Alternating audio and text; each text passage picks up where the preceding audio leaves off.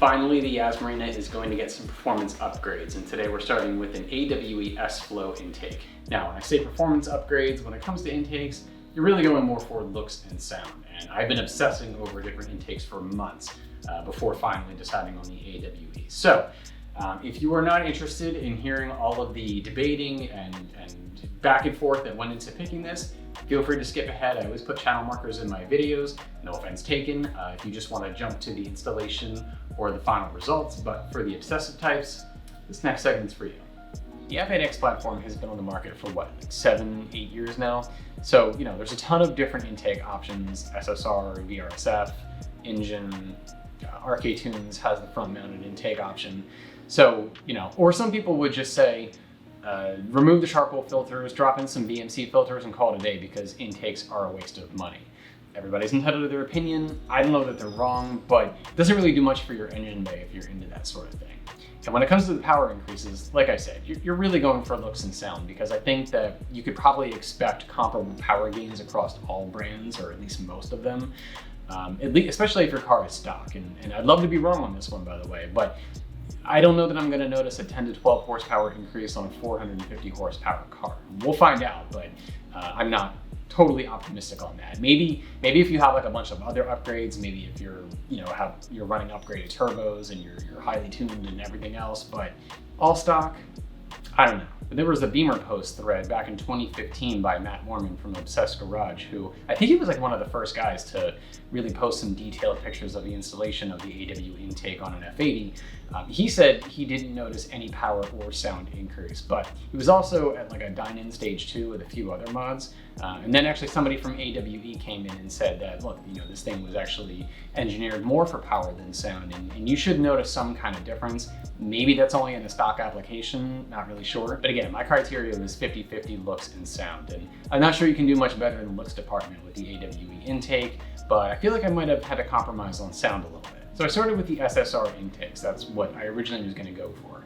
And they had like the extra option for, I think for like $100, they would paint them or powder coat them for you. So I was going to get them in the Yas Marina blue to match the body color.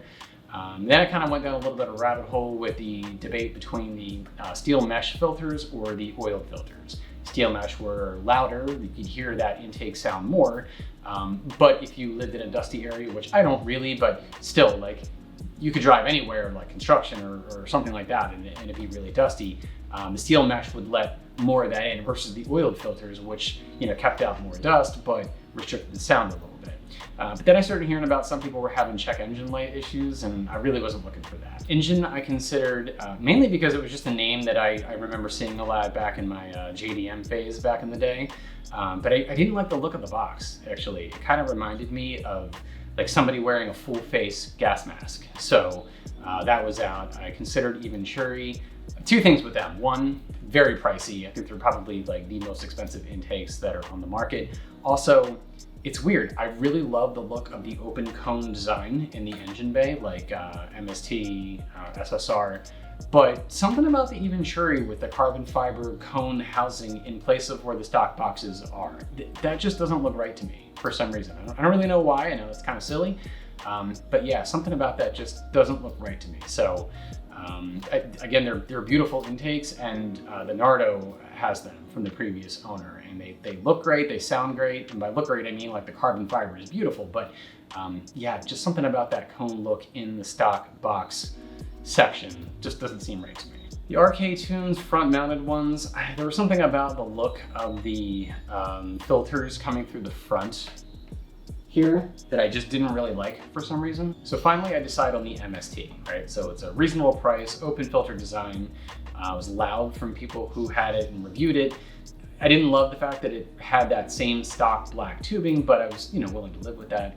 And it was about that time that I came across the AWE Matt Morman Beamer post thread, and also actually a video that John from Thick Whips did. And he was actually going from the MST to the AWE intake. And I thought his take on it was sort of interesting. He said that, the MST was sort of all over the place and over the top when it came to sound, whereas the AWE was more focused. I'm paraphrasing, but that was the gist of it. So I think what sold me on the AWE ultimately was probably the look of it. So much like the Venturi, it's a beautiful carbon fiber, but unlike the Venturi, it retains the same shape as the stock housing. So it really kind of fills in that whole overall area in the engine bay, no check engine light. And again, at least, you know, by some accounts from some people, you do get a sound increase. It may not be as loud as I was looking for, and maybe the MST would have been too much, but it seems that there is at least some improvement over stock, so that is promising. Okay, so that is it for the debate and research segment of this video. I'm gonna go do the installation now, and I will point out anything that I think might be noteworthy to anybody else doing this. I actually technically have a set of Evolution Raceworks J-pipe and charge pipes to install, but I want to do some sound clips that I'm actually going to do in a separate video, and I just don't want to introduce any additional variables when doing that comparison. I know that charge pipes don't really change anything in terms of sound. It's really, you know, sort of an upgrade to the plastic ones that have a tendency to crack, but still don't want to try to make it as even as possible. So again, look out for that video. And anything in particular with this installation, I will point out. Hey, two other things I wanted to point out real quick. So, installation instructions provided by AWE with a QR code, very cool. We're gonna need a 10, 11, 13 millimeter sockets, 3 millimeter hex bit, flathead screwdriver, and a T20 Torx bit.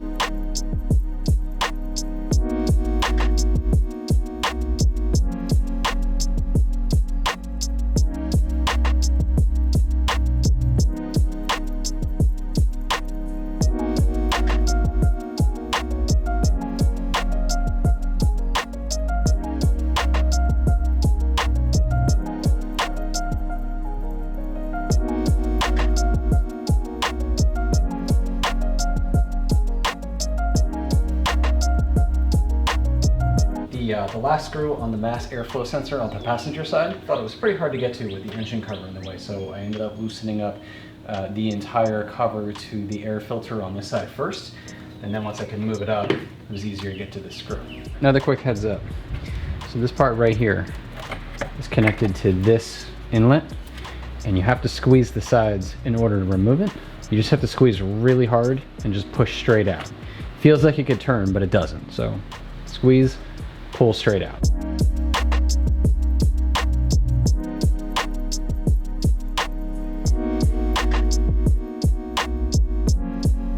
You don't want to do intakes, so get rid of this. Replace this with some BMC filters. I think they're like 135 bucks a pair. You still get, from what I understand, like a pretty good intake sound. Save the money.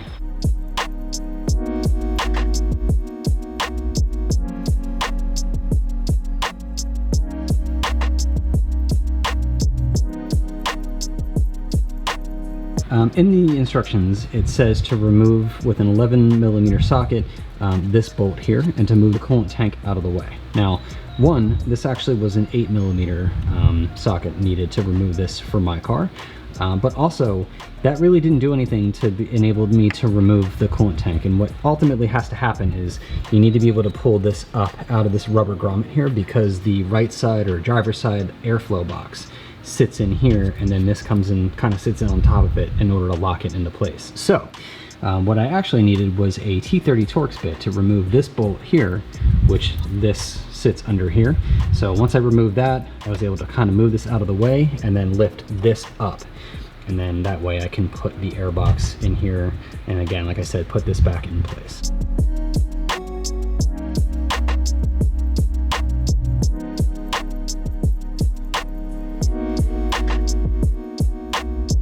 Another thing to note here. So this piece, right? So this goes into place here, turns to lock in place. This is supposed to connect to it, right? It's got these two like teeth or clamp little hook things that go, and they're supposed to squeeze in between here and lock it into place. I've tried repositioning this thing a couple of times because I thought, well, maybe this thing is just sitting too high or whatever, but this does not reach. And every time if you push it down and try to hook it in place, it just pulls right back up. In the instructions, it looks like it is in place, but I could not get it to go down. Again, everything over here seems to fit really well. Like this piece here is fine. Where it hooks up to the coolant, where it sits on the coolant tank, where it sits on top and pushes in the rubber grommet down here, that all looks good. So fitment everywhere, right here, everything looks good, but this just sits at this level and does not meet with this. So I'm not really sure if I'm missing something, but just a heads up if you run into the same issue.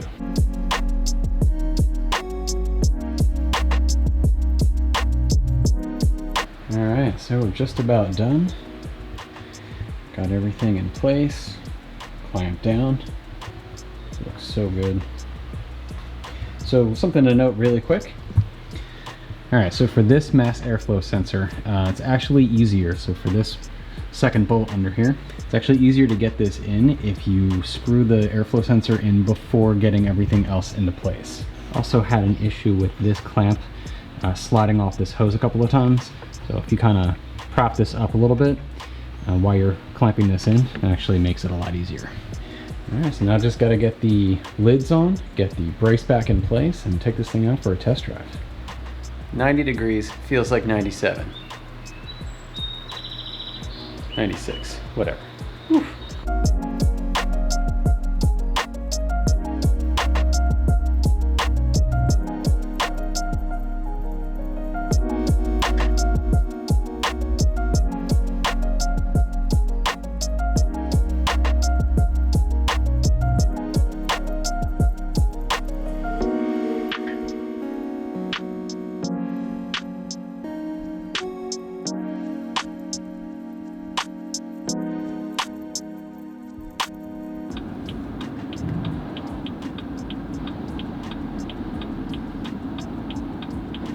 Getting out of my neighborhood sucks.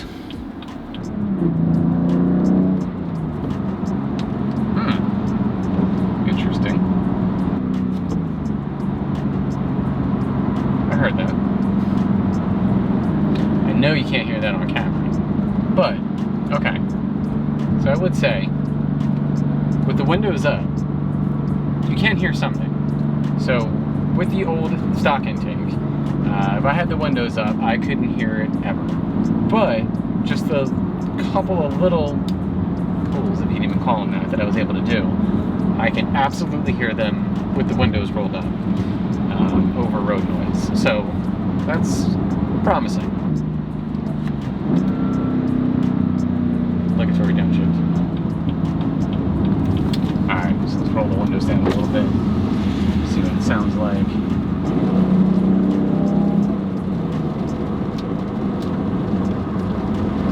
Little something.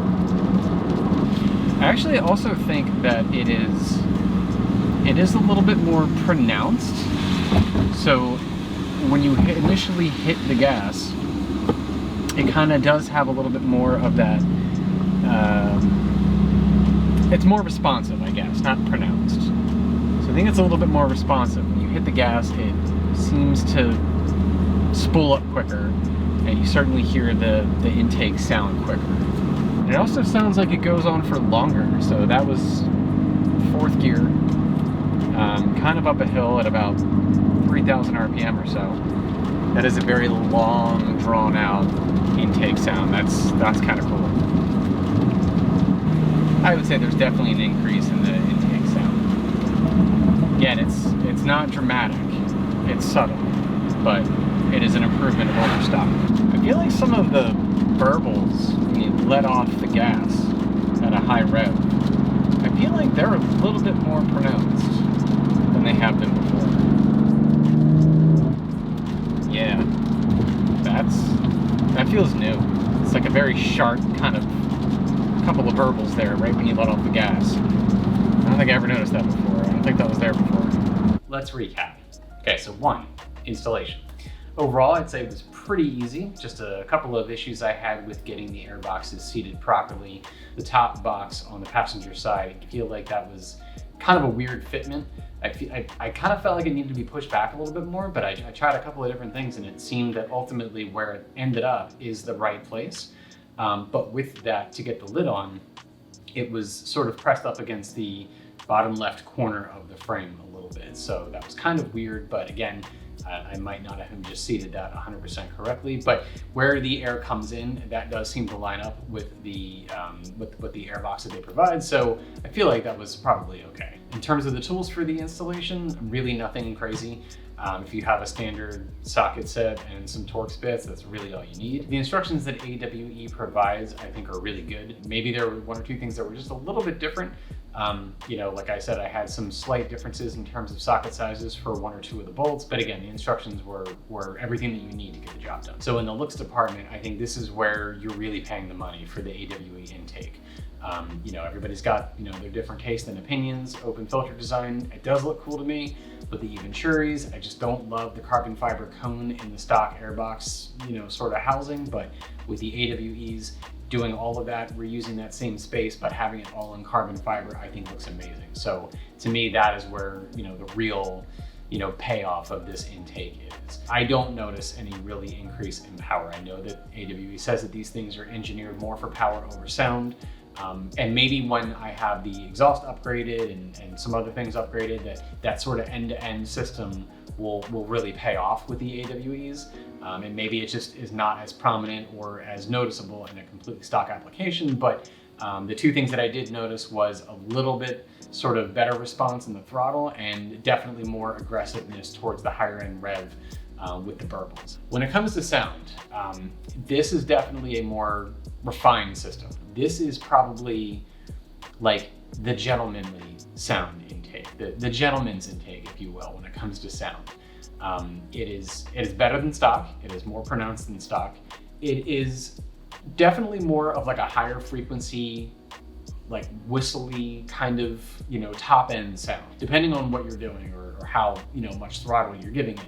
It has a longer sort of wind to it. Like I noticed that the stock intake would kind of, you'd hear that hiss at the very top end of the gear change. This one definitely has like a more drawn out sort of sound to it. This is certainly more focused, more refined, but it is an improvement over stock. So I hope you found this video helpful. If you liked it, feel free to give it a thumbs up, and I will catch you in the next one. Thanks for watching.